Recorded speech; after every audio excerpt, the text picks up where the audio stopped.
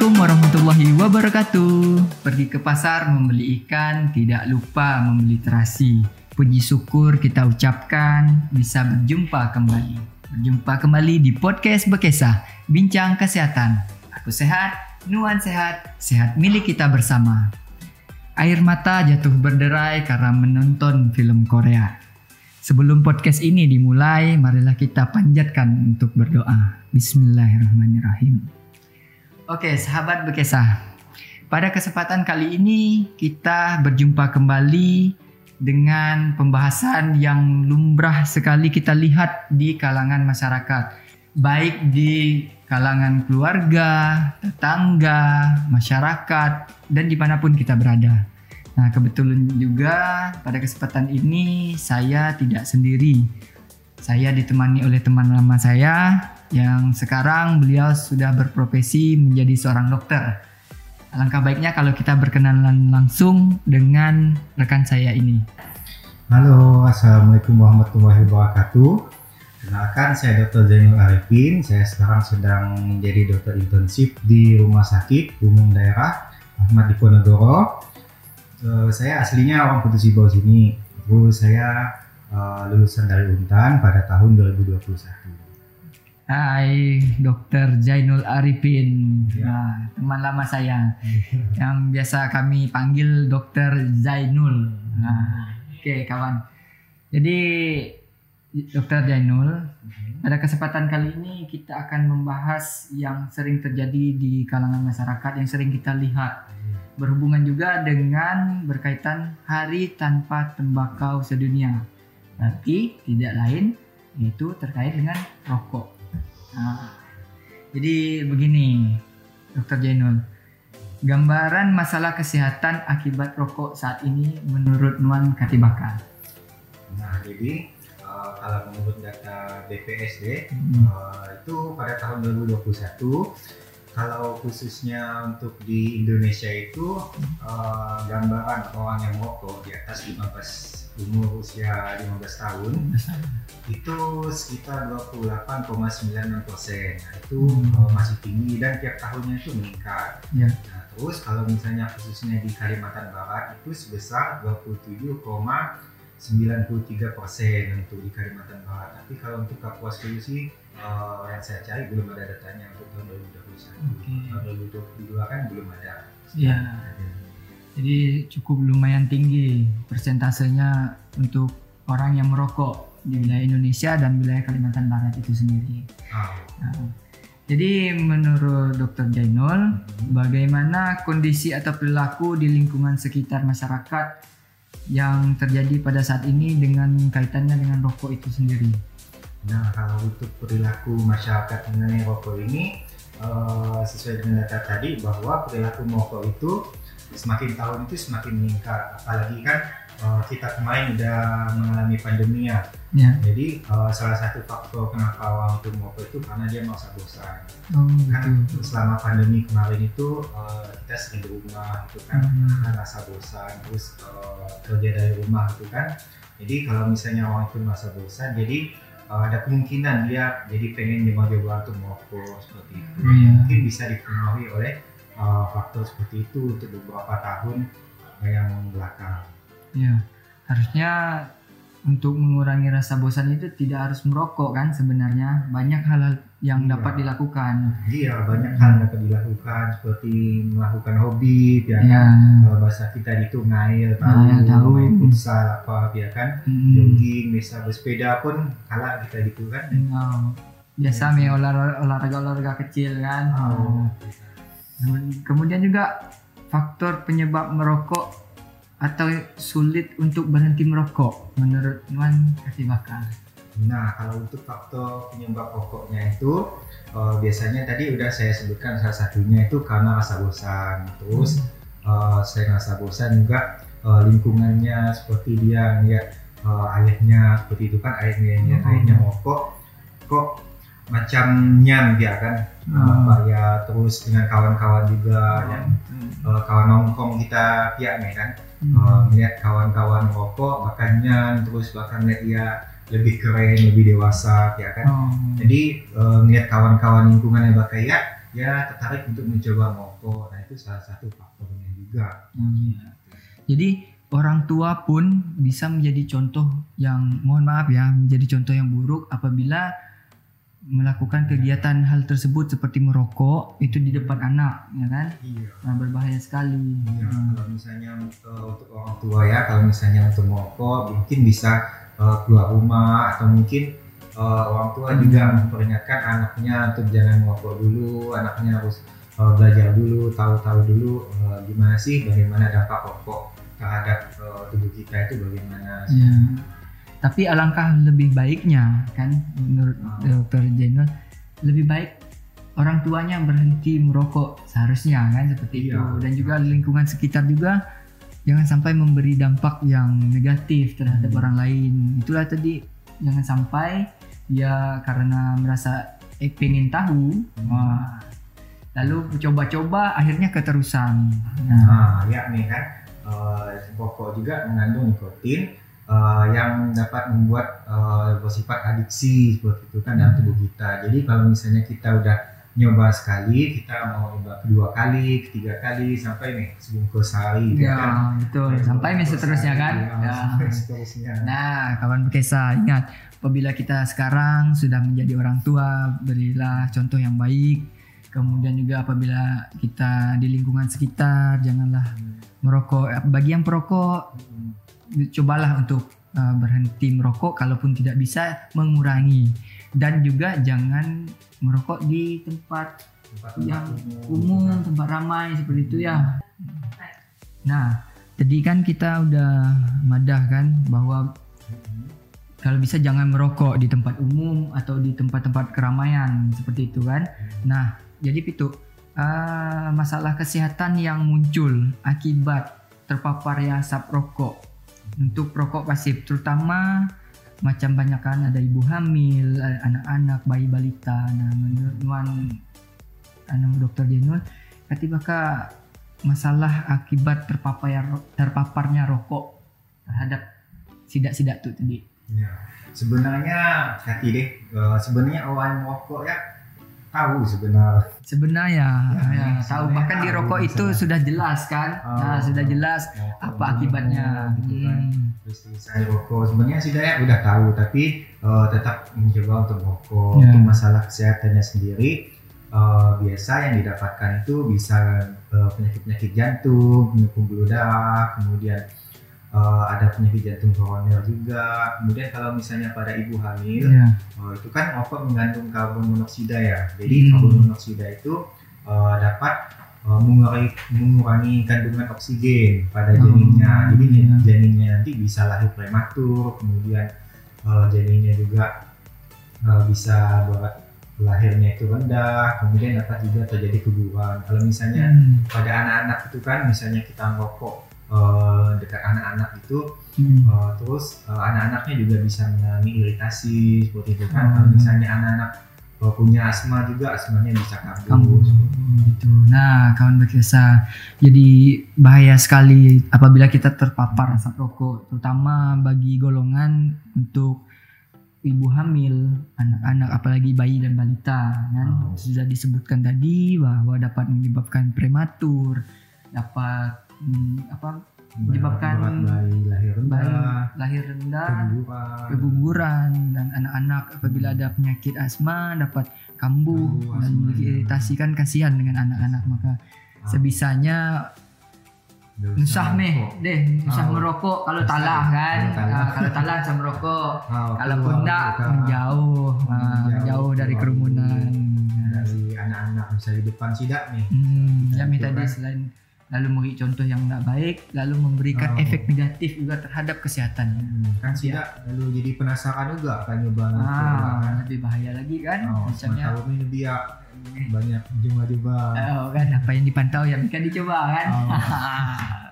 Oke, nah jadi itu terpapar residu. Nah, pasti kan asap rokok selain asap ada abu ya.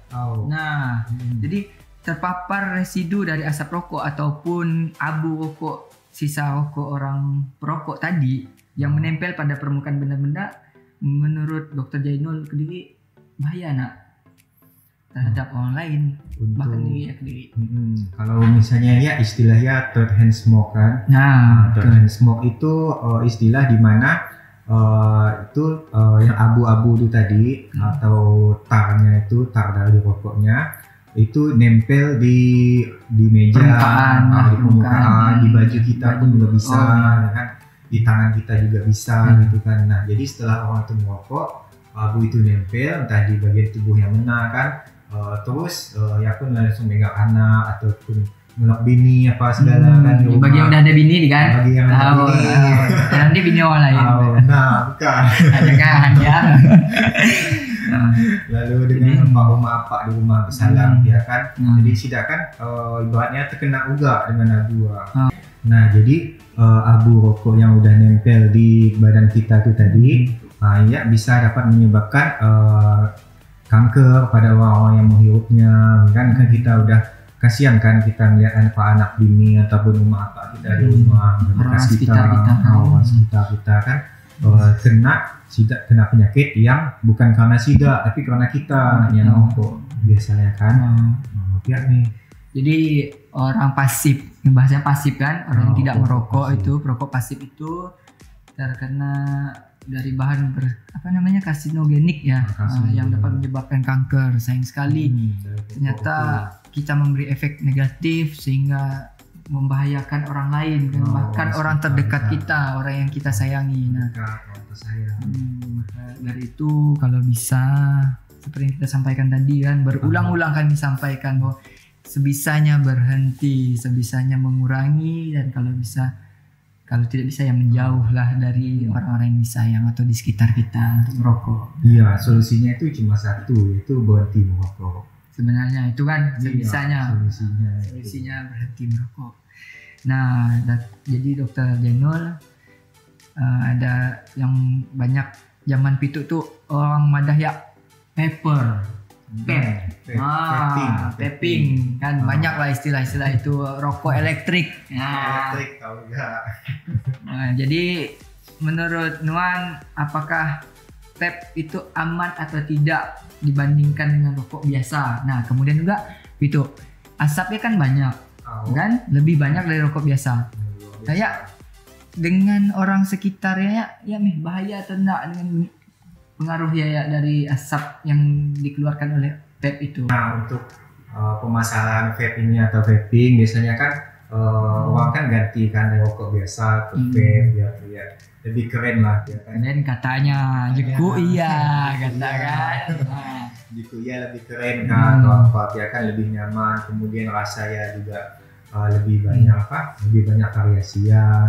Lalu mengenai keamanan vape ini sebenarnya sampai sekarang belum bisa dikatakan lebih aman atau enggak.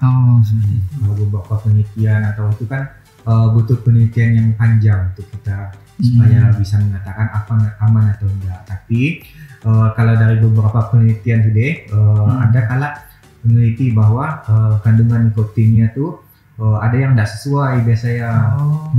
Kan misalnya ada produk tertentu misalnya ada yang madah kandungan nikotinnya lebih rendah, tapi dari penelitiannya madah beberapa produk itu ibaratnya ngampur lah ya kan, nikotinnya ternyata lebih tinggi daripada yang dipadah ya deh. Daripada yang dipadah ya kan. Kalau cairan liquid ya kan punya berbagai rasa ya kan, ada yang tambah-tambah ya kan, apa yang kita tidak tahu. Nah kemudian dari zat-zat ya juga dapat takutnya menyebabkan kita alergi atau apa juga bisa.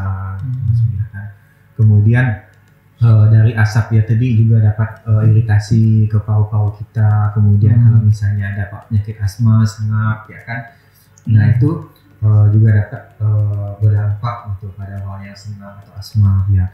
Nah lalu kalau vape tuh biasa ada kejadian juga kan dari baterai yang biasa yang suka meledak biasa. Kawan-kawan aku biasa ada yang baterai. Kala terjadi deh. Kala yang ada juga berita kan yang sampai uang udah berdarah-darah yang masuk IGD ya karena vape yang meledak juga ada.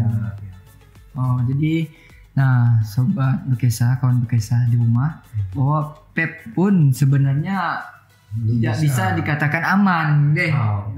Kan nggak aman benar kan? Nggak aman benar.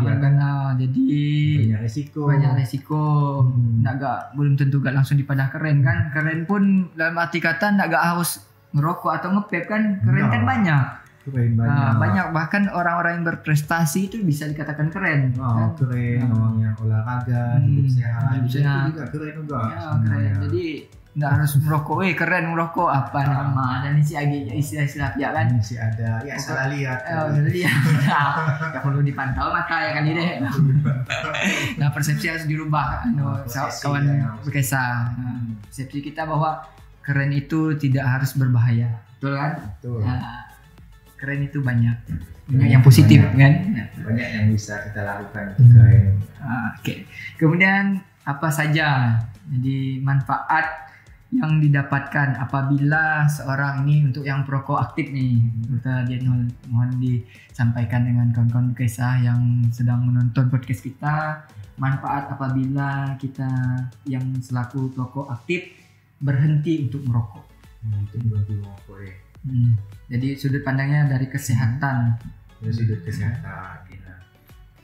Baik, mengenai dampak dari rokok setelah kita berhenti merokok itu kan maupun rokok aktif atau rokok pasif untuk masalah kesehatannya, biasanya itu setelah kita berhenti merokok terus tekanan darah kita kembali normal, kemudian oksigen kita juga kembali normal, terus resiko untuk terkena penyakit paru-paru, jantung itu juga menurun. Nah itu juga terjadi ke orang-orang sekitar kita, resikonya juga semakin turun gitu kan, penyakit parunya, asmanya, alergi gitu. Itu masalah kesehatannya. Jadi kawan-kawan berkesah, untuk dari sudut pandang kesehatan itu banyak sekali manfaat apabila kita berhenti merokok. Pertama dari sisi ekonomi pun pasti ada dampak kan kalau berhenti merokok. Menurut Dr. Jenul. Kan biasa rokok tuh bisa pada mahal nih kan, apalagi kita kos dulu pas zaman kuliah dulu kan. Ya nih, apalagi rokok aku ningan dah sampai Pak ada yang harga 30 paling murah mungkin 15 ribu kan. Ya sampai 20 ya kan lumayan kan pakai sekali makan. Terus ada yang sampai sebungkus 2 bungkus sehari, ya ditabungnya udah lumayan bisa kita nabung untuk apa nih nikah. Yang jomblo tahu pakai nikah kan, tabung kan, yang udah tabung rumah, beli susu anak kan, tahu pakai beli yang laki tahu gak pakai beli skincare gitu kan, skincare bini, aduh malam skincare gitu kan udah lumayan harga kan. Nah jadi tahu ditabung untuk membahagiakan pasangan kan. Di rumah kan bini cantik kita kan bahagia juga kan. Bahagia juga, jadi nak sempat rokok. Nak sempat rokok karena tahu ya nyacah kan. Nah jadi banyak sekali manfaat apabila kita berhenti merokok. Jadi kawan kisah, selalu kami mengingatkan sebisanya, sekuat-kuatnya niatkan dari diri, benar kan? Itu kan kembali lagi dari niat kan, niat untuk berhenti. Jadi kita udah selalu mengingatkan kawan-kawan berkisah tuh Dr. Jenul, kita selalu ada berhenti. Nah jadi mohon kalau Nuan ada sampaikan informasi terkait tips untuk berhenti merokok. Ya amin. Seperti sebenarnya kalau untuk berhenti merokok tuh kita harus tahu motivasi orang untuk merokok ya apa sebenarnya kan. Untuk alasannya merokok ya apa. Kan biasanya kan ada orang yang kalau misalnya minta ampun nih, kalau misalnya orang kerja ya kan, kalau misalnya nyopir apa ya kan lepas kan nyopir, ataupun yang udah biasanya kerja sampai begadang, kerja tugas kantor apa ya kan. Nah itu kan Sida biasa butuh rokok supaya ingat terus, on terus di kode mata. Itu yang kayak biasa kadang-kadang memang susah untuk berhenti rokok. Tapi ya nih tergantung kata Nuan tadi, ada motivasi apa sebenarnya. Kalau misalnya motivasi kita untuk supaya kita mau jadi lebih sehat, kemudian kita melindungi orang-orang di sekitar kita, supaya anak istri kita atau ayah, ibu kita di rumah ya kan, supaya kita bisa menciptakan lingkungan yang sehat ya kan. Itu bisa menjadi motivasi kita untuk berhenti merokok. Jadi banyak sekali langkah sebenarnya, apalagi terutama untuk motivasi itu kan, untuk menjaga orang-orang yang kita sayangi, kita kasihi, untuk mereka agar lebih sehat, dan juga untuk diri kita juga agar lebih sehat kan. Sehat kan tidak mesti harus merokok. oke. Karena merokok tidak sehat. Iya. Kan? Benar. Jadi banyak caranya. Jadi motivasinya dengan ada berbagai macam teknik di luar sana yang aku kala ninga deh. Ada wamada. Jadi rokok ya diberi kotoran kah apa supaya ya jijik kan, banyak macam di cara-cara ya kan ya cara atau ada jenis-jenis cara lain dapat dilakukan. Ada yang pada dengan minum susu, ada juga minum susu, kan? Ninga juga dengan olahraga juga. Pokoknya ganti dengan hobi lah. Dengan hobi pak ngail apa ya kan. Ngail kan lumayan belikan pakai lauk di rumah. Betul. Kenyang kita kan sehat juga makan ikan. Pada merokok ada sehat-sehat ya kan. Dapat sehat ya. Ngail, main sepeda kan. Banyak kan olahraga yang dapat dilakukan ataupun hobi-hobi lainnya. Jadi kawan-kawan berkisah, inilah perbincangan kita terkait dengan rokok. Tidak henti-hentinya kami selalu mengingatkan bahwa rokok itu berbahaya. Jadi untuk kita lebih sehat, maka berhentilah merokok, kurangi rokok sebisanya, dan kalau bisa tidak merokok di tempat umum dan di orang-orang ramai dan di dekat orang-orang kita sayangi dan kita cintai.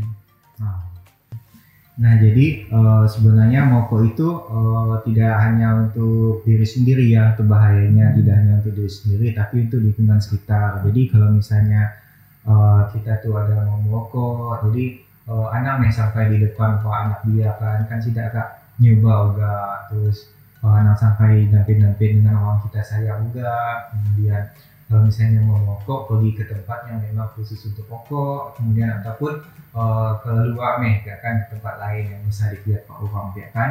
Nah untuk berhenti merokok juga itu sebenarnya itu tadi tergantung motivasi ataupun banyak faktor kan. Mungkin ada yang memang susah untuk merokok, ataupun mungkin ada yang udah dapat motivasi untuk untuk lebih sehat, untuk sekitar, untuk pasangannya mungkin, atau mungkin untuk ibu bapak, kemudian anak di rumah juga harus kita pikirkan juga ya kan, untuk motivasi ya bagaimana kita berhenti merokok seperti itu. Mungkin kalau misalnya ada masalah kesehatan terkait rokok, nanti bisa dikonsultasi ke tempat praktik dokter ataupun bisa ke puskesmas juga bisa kalau untuk konsultasi untuk masalah rokok atau mungkin berhenti merokok seperti itu. Jadi sebenarnya merokok itu awalnya bergaya, tapi lama-lama juga dapat berbahaya dan akhirnya kita tidak bernyaman. Nah, itu dia yang disampaikan oleh Dr. Jainul Arifin, rekan saya, yang menyampaikan bahwa rokok itu awalnya bergaya, lama-lama berbahaya sehingga membuat kita tidak bernyawa. Nah, semoga apa yang kita bicarakan pada hari ini bermanfaat untuk kawan-kawan berkisah di luar sana dan semoga dapat diterapkan. Dan kami mengucapkan, podcast Berkisah mengucapkan terima kasih banyak atas kehadiran Dr. Jainul Arifin. Kapan-kapan boleh main lagi ke sini, kita podcast, kita membicarakan hal-hal kesehatan dan kita informasi kesehatan kepada kawan-kawan berkisah. Mungkin cukup sekian yang dapat kami sampaikan. Sampai jumpa kembali di podcast Berkisah. Aku sehat, Nuan sehat, sehat milik kita bersama. Assalamualaikum warahmatullahi wabarakatuh.